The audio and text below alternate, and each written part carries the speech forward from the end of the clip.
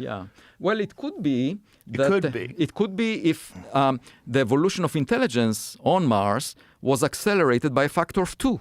That's not a big factor of 2. Right. Meaning that helped. Intelligence arose on Mars Right. 2 billion years after it formed, rather than, in the case of the Earth, 4.5 or so. Right. And, one thing I really want to do is, if I ever have a say or go to Mars, I would like to visit those caves, the lava tubes in Mars, because they are protected from the surface, bombardment by cosmic rays and all kinds of things happening, the ultraviolet radiation. So in those caves, I want to check if there are any prehistoric paintings or any technological objects there. I completely agree with you. A factor of 2 is not a big deal.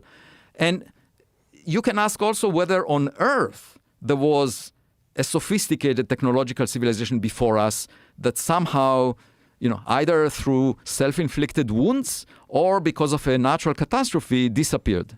Well, there's a lot of people that think that, especially now that they're looking at the pyramids and these structures that appear to be underneath the pyramids that they're examining. Those Italian scientists that have found these structures that are up to 2 kilometers deep. Right. There's some wild stuff in Egypt. Well, I want to see that data. I haven't seen the paper itself. I just saw reports about it.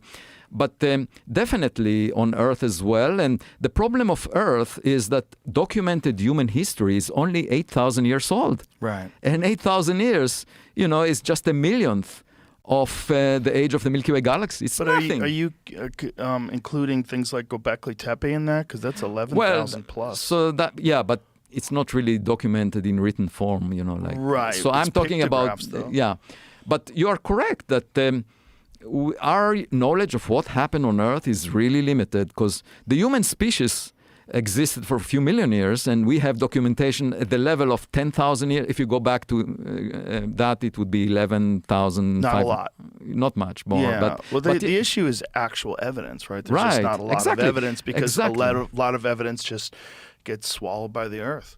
Exactly. Especially over long periods of time, which is why it's so fascinating looking at that thing on Mars, because if there was any kind of life that was capable of building structures on Mars, it had to be a long time ago. Like, when was Mars? There's a bunch of theories. Maybe you can help me. Like, what do you think is the predominant theory that explains the lack of atmosphere on Mars? Do you think it was an impact? No, Mars is a less massive planet than the Earth, and therefore it has less gravitational grip on its atmosphere. And as to why the atmosphere was lost, there are various ideas.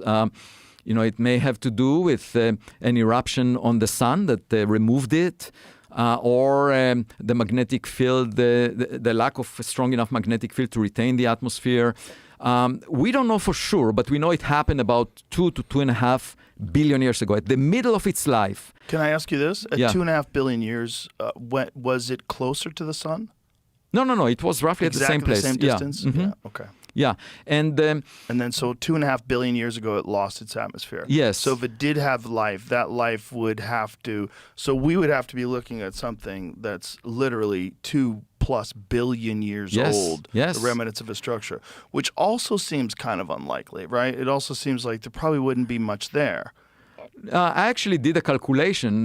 The biggest risk for anything on the surface is all these impacts by asteroids. And I calculated that... And micrometeors, everything, right? Because there's nothing stopping. That's right. And I calculated the amount of energy over a few billion years that was deposited on the surface of Mars is equivalent to, hundreds of Hiroshima-type nuclear explosions per square kilometer. It's really huge. Right. And because you're integrating over billions of years. So that square probably wouldn't be there anymore.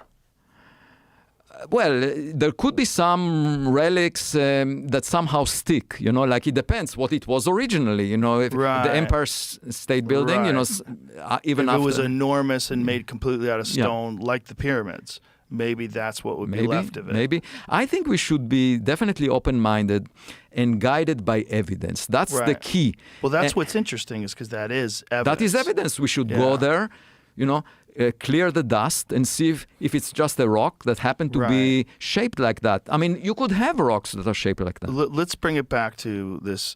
Is it 3AI Atlas? No, 3I Atlas. 3I Atlas. So 3 means it's the third object identified by survey telescopes over the past 8 years. We didn't have the technology before that, and so we just don't know how much traffic there is of interstellar. We missed a lot. So we had, the first survey telescope that found Oumuamua was Pan-STARRS in Hawaii, and the reason it was constructed is because the U.S. Congress tasked NASA to find 90% of all objects bigger than a football field passing close to Earth. These are potential killer asteroids that can destroy a region on Earth. We want to protect the Earth, so we want to know about them. And they asked NASA and the National Science Foundation to search, to build observatories that will search for such objects. And that's why Pan-STARRS was established.